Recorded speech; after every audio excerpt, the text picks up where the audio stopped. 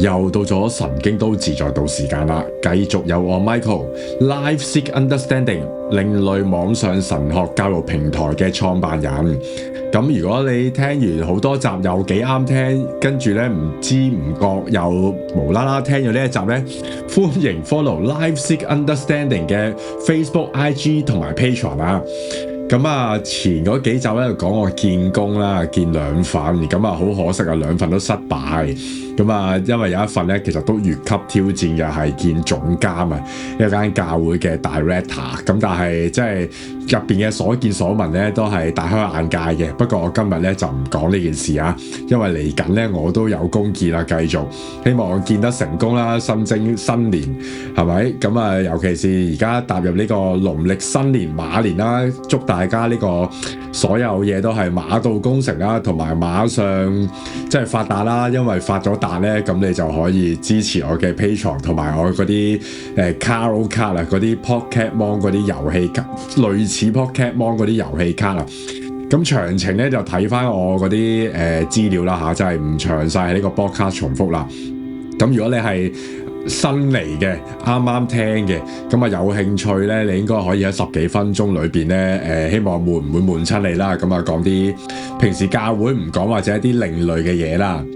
咁我今日想講咩呢？今日想講一個即係個題目都係我平時研究開嘅，即係如果大家都知啦，除咗音樂神學之外呢，咁我研究呢個 Generation Z 啊 Gen Z 嘅即係 spirituality 啦，咁啊啲靈性嘢嚟嘅。咁啊研究咗啲咩呢？咁其中一樣呢叫做 Admin Light 啊，咁係咩嚟嘅呢？咁我不如就今集同大家講下 Admin Light 啊，係究竟係乜東東呢？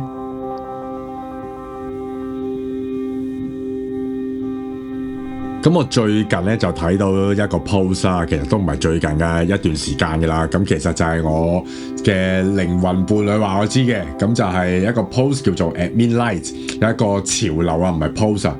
咁呢個潮流咧 Admin Light 咧就唔係去 party 去玩啦，去揈啦嚇，又或者唔係飲戲，就唔係睇戲、食飯、傾偈或者去飲酒啦。即係飲酒都有少噶啦，因為即係一來大家冇乜錢啦，係咪？即係二來就係而家好似唔係好興飲酒嘅呢個年代，呢啲比較即係細個嗰啲，即係我啲老嘢就仲會去酒吧睇下波飲下嘢嘅。咁呢個 Admin Light 係咩嚟呢？就係一班 Gen Z 嘅朋友約埋一班 friend 一齊打 email， 一齊覆呢啲信息，一齊整呢個 Google Calendar，update 下嗰啲 to do list。咁就係叫做 Admin Light 咋，即係總之就係一齊做行政嘢啦嚇。咁睇完之後咧，當然你會覺得好誇張，或者都幾好喎，一班人一齊做嘢，好似 co-working 咁樣啊。咁但係咧諗落咧，真係我覺得有問題嘅呢樣嘢。點解咧？就係因為你嗰個畫面咧，你諗起真係大家一齊約夜媽媽約一個地方，唔係落酒吧，可能落酒吧啦嚇，一啲比較 chill 啲嘅酒吧，唔係飲酒，而係一齊做 admin， 即係我唔會覺得即係呢一個可能我老啦嚇，即係老餅啦，即係呢樣嘢未必係錯嘅，但係嗰個畫面咧有樣嘢咧就係幾乎認唔到出嚟嘅。咁嗰樣嘢係咩咧？叫做浪費時間嘅自由啊！即係我哋唔想浪費所有嘅時間，一點一滴都想揾啲嘢塞爆佢，想揾到啲嘢去，即係好似個人生好 productive啊，充滿意義啊，連玩都覺得嘥時間。咁我記得啦，我細個嘅時候咧，得閒冇嘢做咧係一件好事嚟嘅，即係得閒去，即係去屋企樓下打下籃球啊，或者去玩，即係約女仔出街啊，即係發呆啊，或者同班 friend 唔知喺條街度唔知做乜啦，總之就喺度 hea 咁樣啦。咁當然啦，即係唔係叫你做街童夜童啦，咁但係即係有時 hea 咧就唔係懶嘅，亦都唔係浪費。係，我覺得係人類一種能力嚟嘅，因為你能夠喺冇目的裏邊之下存在緊，你生活緊，你享受緊。咁但係咧，而家呢家嘢咧，就係連呢個休息時間咧都要行政化，即係唔知英文點樣講咧，即係 adminization 啊，真係亂噏啊，唔知有冇呢個字啊？Admin Light 嘅邏輯係啲咩呢？就係我哋人人都好忙噶啦，即係大家都知啦。如果有跟開我，嗱我又要揾工啦，又要返工啦，又要沖咖啡啦，又要寫文啦，又要錄神經都自在度啦。跟住嚟緊4月咧，呢個英國神學協會有出呢個 conference 啦，我又忙啦，所以基本上咧好多嘢，我都好多嘢做嘅。但係即係總之咧，咁多嘢做，既然你啲 friend 又咁多嘢做啦，咁啊約埋一齊，將個人管理行政化嘢咧一齊做，將呢個社交時間咧都唔好嘥，攞嚟一齊做行政，好 efficient， 好 productive， 好實際，好實在，好 reality 啊！咁冇問題嘅。即係我唔係要批評，即係包括我自己啦，即係唔係批評啲人懶或者唔識享受人生，而係我係想問，有啲嘢咧喺我哋未拆過之先咧，其實係咪喺我哋人生匆匆嗰幾十年咧，慢慢消失咗咧？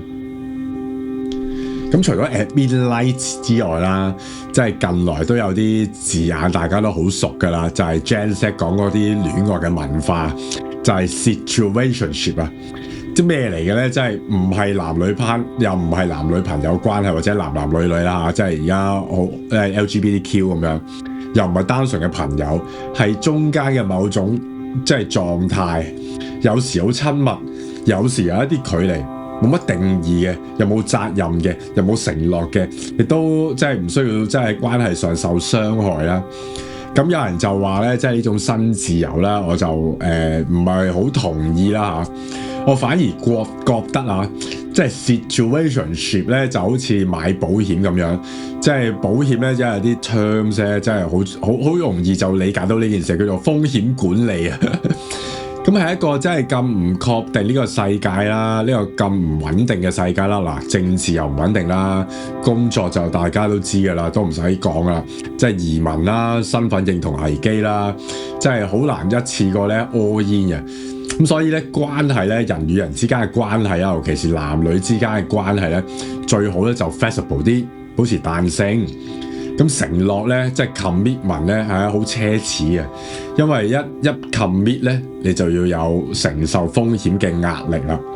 所以唔定義一種關係，唔穩定呢個關係咧，反而係更安全嘅。咁但係神學上咧，係咪真係講得通嘅咧？我覺得即係神學上好似唔係好通透啊。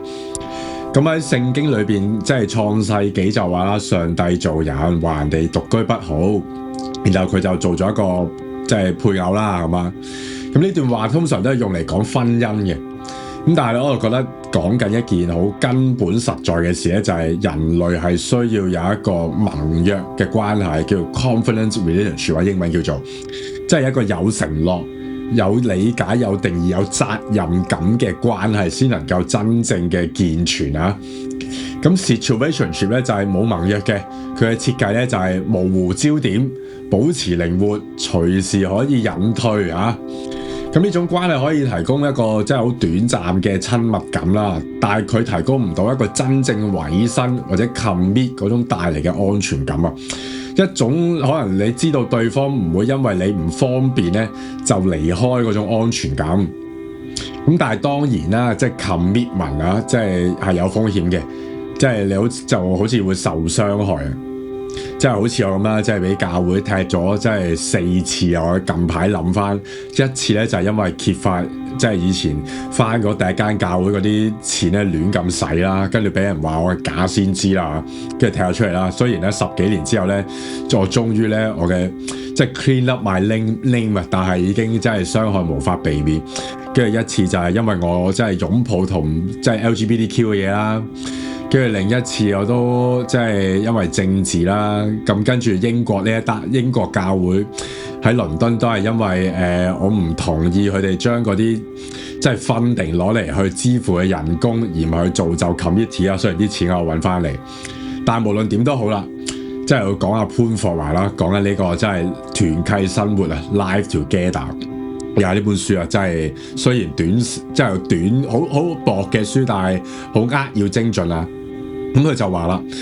真正嘅群體咧，唔係建立人類嘅情感裏邊，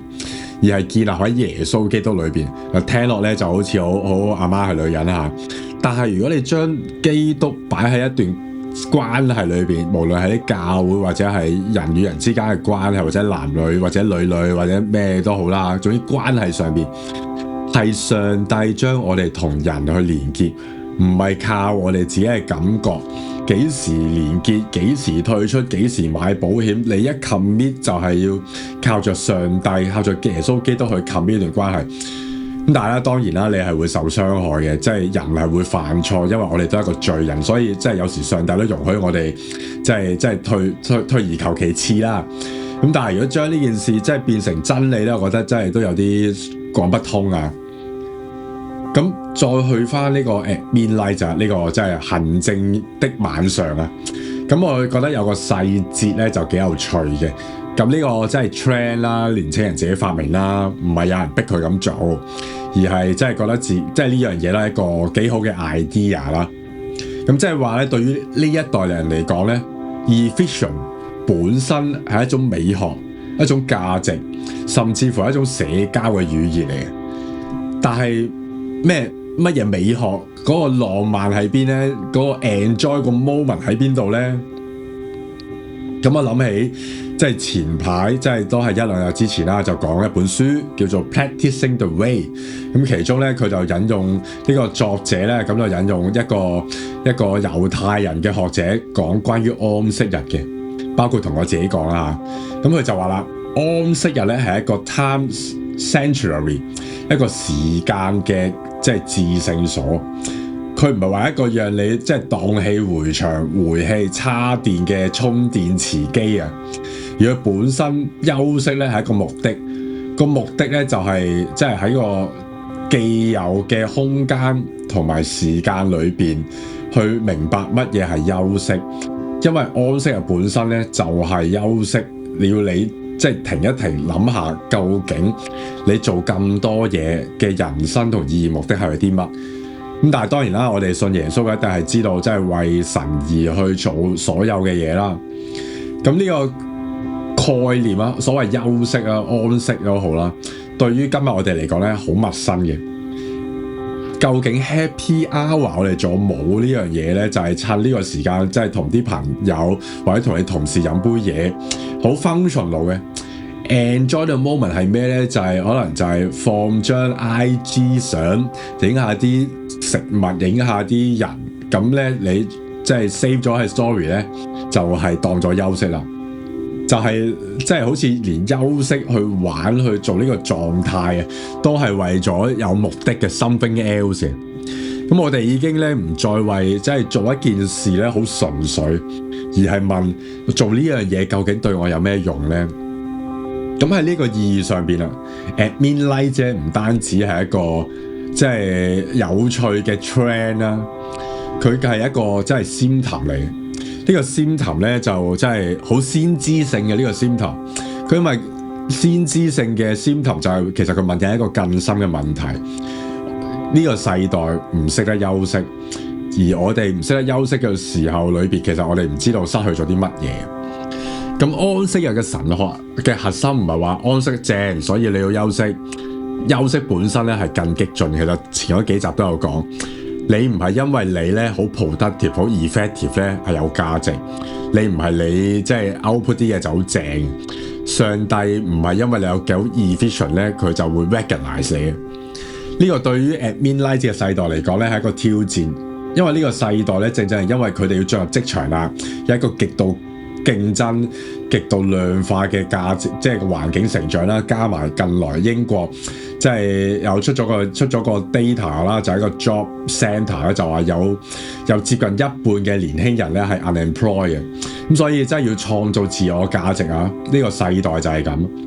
所以即係休息都要即係揾啲嘢嚟做下，所以 at midnight 咧就係關於即係簡單嚟講就係有效率地好 efficient 咁樣去社交。聖經咧有一句咁講嘅，就係到我這裡來，凡勞苦擔重擔的人，我就使你們得安息。馬太福音11章28節啦。上帝冇話而家到位度嚟啦，我教你好有效咁樣咧處理你嗰啲即係admin嘢啊，你嗰啲生活壓力，而係佢話放低 stop， 請你接受上帝俾你嘅安息。呢個安息係一個禮物，佢唔係一個 productive 嘅即係 hack 嚟嘅。即係當然啦，我唔係要即係浪漫化懶惰，唔係話即係 Gen Z 唔應該 practical。我理解佢哋面對壓力啊，即係大家都知啦，即係買樓啦、工作啦、移民潮啦，所有嘢我而家都經歷緊。即係都唔係 Gen 唔 Gen Z 嘅問題，成個世代根本就係因為冇錢冇工作，無論你幾有即係才華都好，冇人接受你。但係我想問呢個問題咧，呢個問題亦都係好神學性嘅，係一個要你不斷證明自己有用嘅世界裏邊咧，你係咪仍然記得你受造、你被創造喺呢個世界上邊咧？唔係為咗有用，而係為咗關係。創世記裏邊講到話，上帝做人嘅時候啦，唔係叫你話，做完人啦，嗱你去工作啦。上帝做完人之後咧，第7日咧佢就休息啦。上帝帶人類進入第一個完整嘅時間週期，就係休息 rest 停下來。上帝嘅 intention 係咩咧？我認為啊，就係你先去感受乜嘢叫做 stop 呢一個 feeling 係啲乜嘢，然後再展開你嘅新嘅工作或者做你嘅 admin 啊。而我哋今日咧呢個程序咧就係調轉咗，就係唔做唔得，要做到咧筋疲力竭，然後 manage 我哋好 exhausting 嘅時間，連休息咧都要行政化。咁我到最後就想講咧，其實 admin life 啫，未必係罪。咁 situationship 咧都係反映呢個世代嘅 symptom。但係呢個 symptom 咧已經正就係咧，即係 justify 我哋今日喺呢個世界上邊嘅即係道德倫理啦嚇。我想問嘅係，即係都去到尾聲啦。究竟你上一次 enjoy 呢個 moment 浪費時間係幾時咧？唔係好 productive 嘅休息，唔係嗰種社交式嘅充電，係真正冇目的。冇 output，純粹係因為你想有啲時間，可能同上帝 connect 下，讀唔讀聖經都係話，即係另一個話題，而係你休息去重新同上帝建立翻個關係，同上帝傾下偈都 OK 啦，係咪？如果你諗唔起咧，即係不妨即係令到你今日呢個 podcast 令到你諗一諗，究竟你有冇真正休息過咧？我係 Michael。呢度係神經都自在讀嘅 podcast， 每個禮拜星期日咧，我都希望錄到一集。雖然咧，我都平時有教開書嘅，但係真係呢排冇。咁如果你錯過咗上一次咧，我喺香港聖誕節嘅時候教呢個 Billie Irish 同埋呢個真係禮儀式嘅祈禱啦嚇，希望下次翻香港嘅時候有機會再教，或者喺英國搞一搞啦嚇。不過喺英國嘅華人教會咧，我應該就冇乜機會噶啦，因為呢度啲教會即係唔知嚇。嚟緊4月咧，我就喺呢個英國最多香港人聚集地方叫 Sutton 講一篇道，咁啊講一個福音主日啊，對住年青人講，希望我成功唔會令到佢哋覺得即係浪費時間，我講嘢好 effective 啦，又都好 inspiring 啊，求上帝憐憫啊！今集神經都自在度再見，有興趣 follow Facebook、IG、TikTok，拜拜。